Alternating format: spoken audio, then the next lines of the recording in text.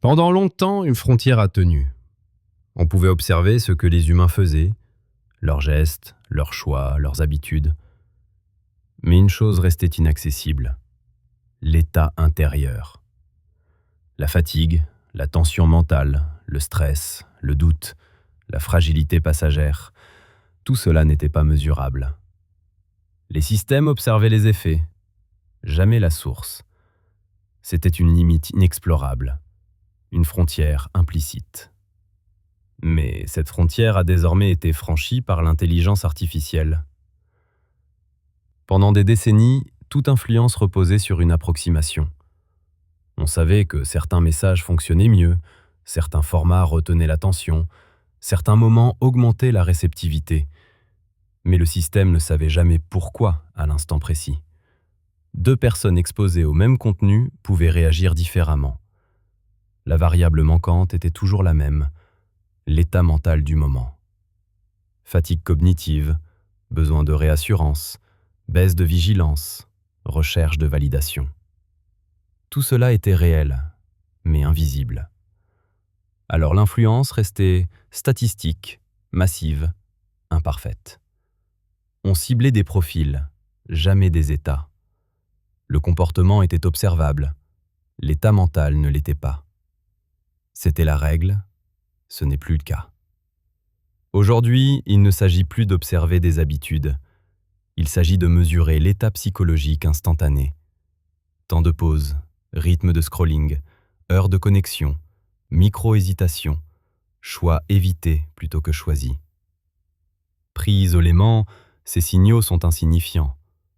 Pris ensemble, ils dessinent un état mental transitoire, sur lequel les marques s'appuient pour ajuster contenu et publicité.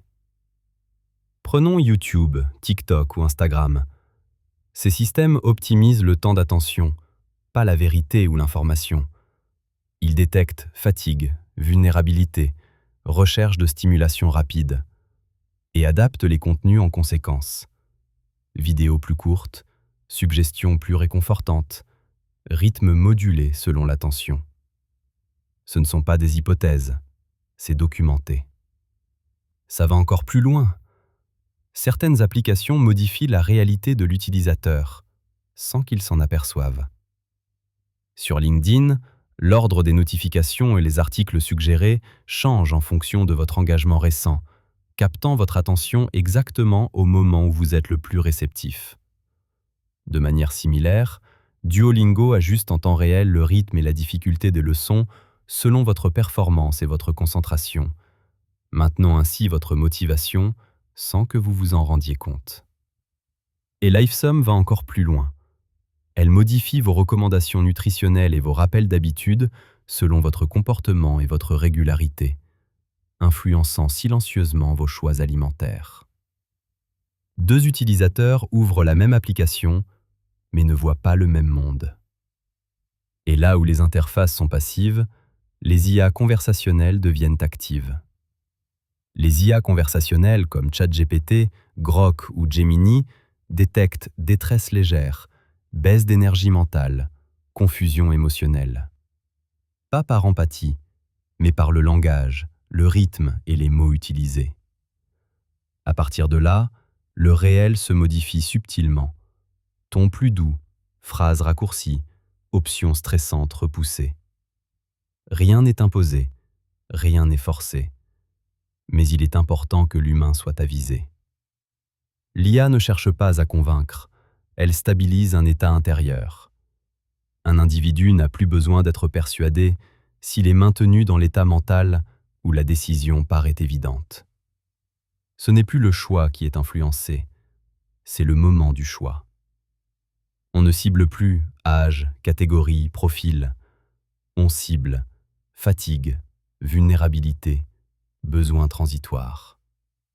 Ce n'est pas une segmentation, c'est une synchronisation. Deux personnes ouvrent la même interface, mais elles ne voient pas le même monde.